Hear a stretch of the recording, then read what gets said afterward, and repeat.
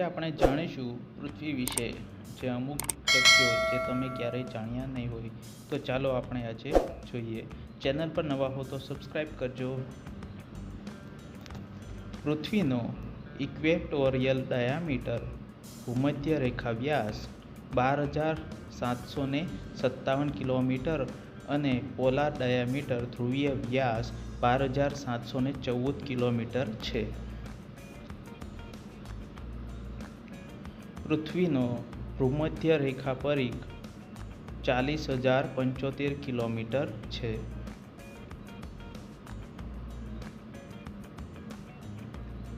પૃથ્વીનો 1,07,160 kilometre પ્રતિ કલાકની ઝડપથી સૂર્યની ફરતે પ્રદક્ષિણા કરે છે. એક પ્રદક્ષિણા એટલે આપણે એક વર્ષ 365 દિવસ 5 કલાક 48 મિનિટ અને 46 સેકન્ડમાં પૂરો થાય છે.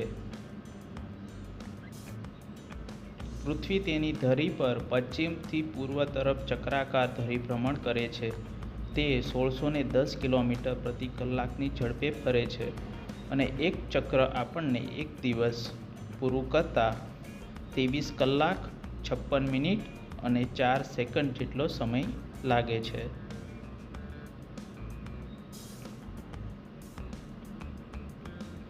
પૃથ્વીના ધરીભ્રમણથી દિવસ રાત અને સૂર્યની પ્રદક્ષિણાથી ઋતુઓ સર્જાય છે.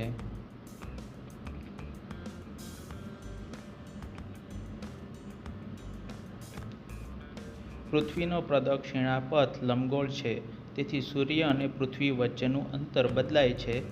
3 જાન્યુઆરીએ આ અંતર સૌથી ઓછું હોય છે, જ્યારે આપણે જોઈએ તો 4 જુલાઈએ આ અંતર એ સૂર્ય અને પૃથ્વી વચ્ચે એ સૌથી વધુ હોય છે.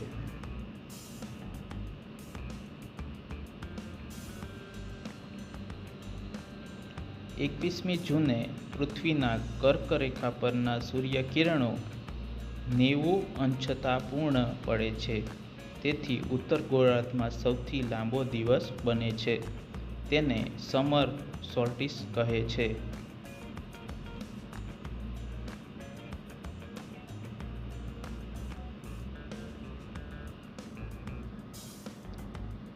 બાવીસમી ડિસેમ્બરે મકર રેખા પર સૂર્યના કિરણો સીધા પડે છે, ત્યારે દક્ષિણ ગોળાર્ધમાં સૌથી લાંબો દિવસ હોય છે. તેને વિન્ટર સોલ્સ્ટિસ કહે છે.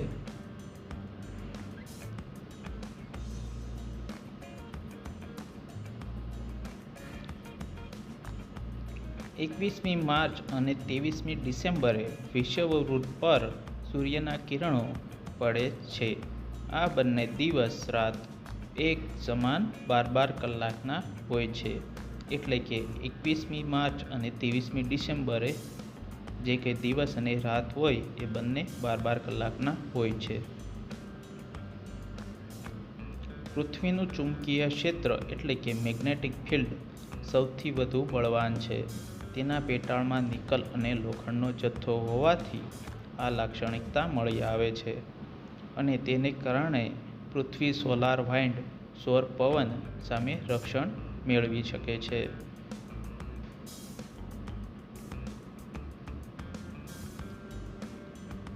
પૃથ્વી એકમાત્ર ગ્રહ એવો છે કે જ્યાં તેના પર જીવન અને સજીવ સૃષ્ટિ એટલે કે પ્રાણી અને જીવન એ બંને અવેલેબલ છે.